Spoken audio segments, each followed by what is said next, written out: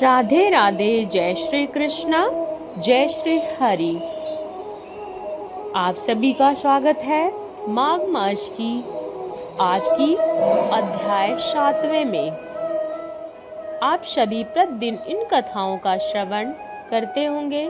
शुरुआत से लेकर अंत तक प्रातः काल में माघ मास की इन महत्व को दर्शाने वाली सभी कथाओं का श्रवण किया होगा।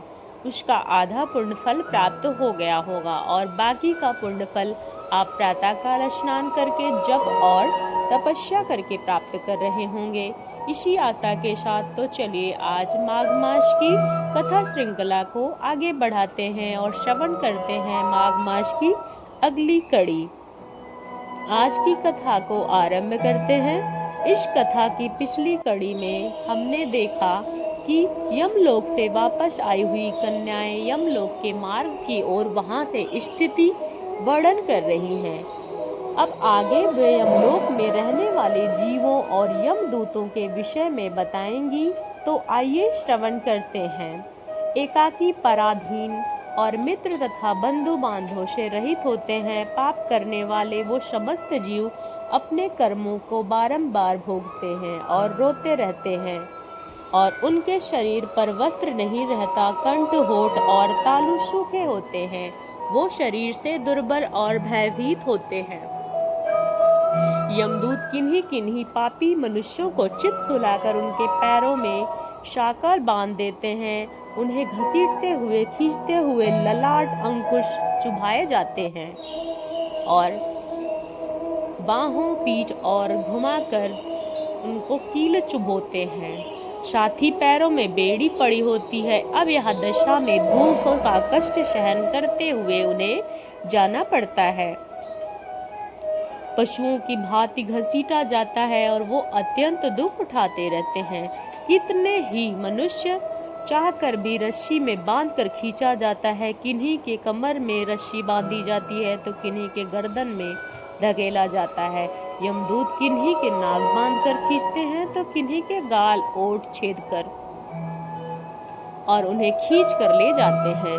तपे हुए शिकंजों से कितने ही पापियों पर पेट छेद दिए जाते हैं और कितने ही ढोड़ियों में छेद किए जाते हैं। किन्हीं के पैरों में हाथ अग्रभाग काट दिए जाते हैं तो किन्हीं के कंठ, होठ और तालुए में भी छेद कर दिए जाते हैं।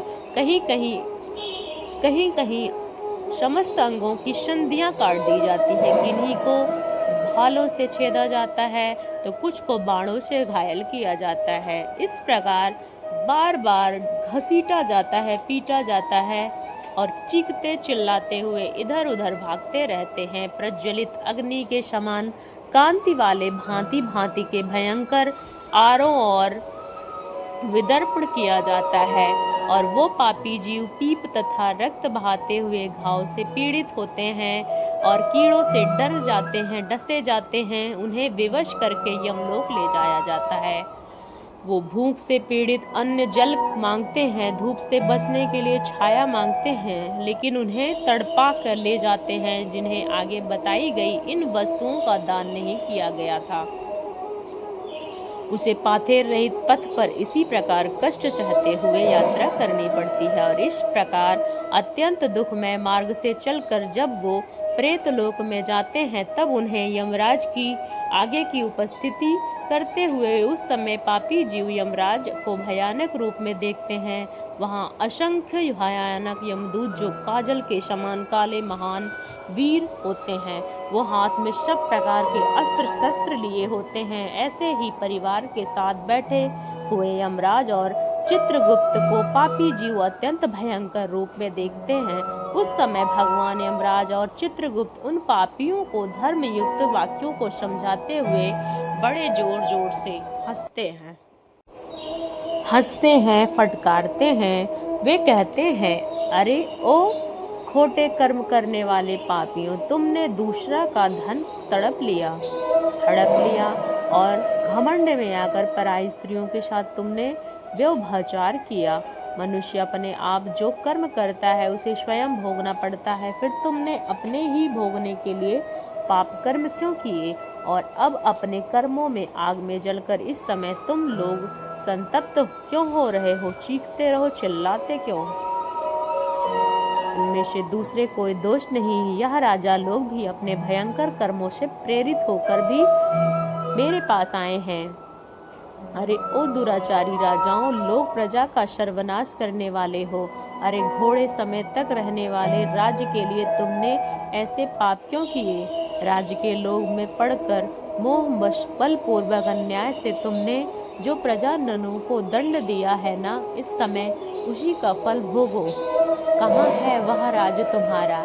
कहाँ गई वह रानी जिसके लिए तुमने यह पाप कर्म किया था? अब तो सबको छोड़कर तुम्हें अकेले ही यहाँ खड़े होना पड़ रहा है। वह बल नहीं दिखाई देगा जो तुमने प्रजाओं को विध्वंस किया था।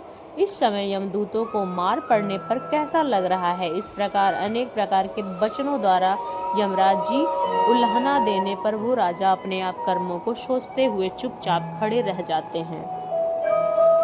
और इस प्रकार राजाओं से धर्म की बात कहकर धर्मराज अपने पाप पंख से शुद्धि के लिए अपने दूतों को कहते हैं, ओ चंड, ओ महाचंड, तुम इन राजाओं को पकड़ कर ले जाओ और क्रमशः नरक की आग में डाल दो। इन्हें पापों से शुद्ध करो जाओ। इतना कहते हैं वह दूत शीघ्र ही उठाकर राजाओं को पैर पकड़ लेते हैं और उन्हें बड़े वेग से आकाश में घुमाकर ऊपर फेंकते हैं। उसके बाद उन्हें पूरा बल लगाकर तपाई हुई शिला पर बड़े वेग से पटकते हैं, मानो किसी महान वृक्ष पर ब्रज से प्रहार किया हो। शिला पर गिरने से उसका शरीर चूर चूर हो जाता है और रक्त के सोत्र बहने लगते हैं और जीवोचेत और निशेष हो जाता है। तत्पश्चात वायु का स्पर्श होने पर वह धीरे धीरे फिर सांसें लेने लगता है। उसके बाद पाप की शुद्धि के लिए नरक समुद्र में डाल दिया जाता है। इस पृथ्वी के नीचे नरक की 28 कोटियां हैं। वो 7वें तल के अंत में भयंकर अंधकार के भीतर स्थित है। उनमें पहली कोटि का नाम घोरा, नीचे घुसघोरा स्थित तीसरी अति घोरा, चौथी है महाघोरा और 5वीं कोटि घोर रूपा है। छठी का नाम तरल तारा, 7वीं का भयानक, 8वीं का कालरात्रि और 9वीं का भयोत्कटा। इससे नीचे 10वीं कोटि चंडा है, उसके नीचे महाचंडा और 12वीं का नाम है चंड कोलाहल। इसके बाद प्रचंड, नर नायिका, कराला, विकराला और व्रजा, 3 अन्य नरकों के साथ ब्रजा 20वीं और उसके सिवा त्रिकोड़ा, पंचकोड़ा, सुदीर्वा, परितुरला, सतभैवा, अष्टभौमा, दीप्या और महा 8 की ओर कोटियां हैं। इस प्रकार नल्क में 28 कोटियां बताई गई हैं। इतना कहने के बाद सभी कन्याएं विस्तार एवं यमलोक के अंदर नर्क का वर्णन करेंगी। कितने प्रकार के नर्क होते हैं, किस प्रकार के जीव कौन से नर्क में जाते हैं, कौन सा पाप कर्म करने वाले कौन से नर्क में जाना पड़ता है, इन सब के ऊपर विस्तार से हम बात करेंगे। हमारी माघ मास की इन्हीं श्रृंखलाओं में इस नर्क का वर्णन सुनकर आपको भय लग रहा है, हमें नीचे कमेंट बॉक्स में जरूर बताइएगा। जो पुण्य कर्म करने वाले जीव होते हैं उन्हें यमराज जी के भयभीत होने की आवश्यकता नहीं। जो भगवान श्री हरि की उपासना करते हैं, जो उनके अनन्य प्रेम को सदृष्ट भाव से निभाते हैं, उन्हें भयभीत होने की जरूरत नहीं है। हम आपसे मिलेंगे कल प्रातःकालीन की बेला में माघ मास की अगली कड़ी के साथ। तब तक के लिए चैनल पे नए हैं तो सब्सक्राइब करें।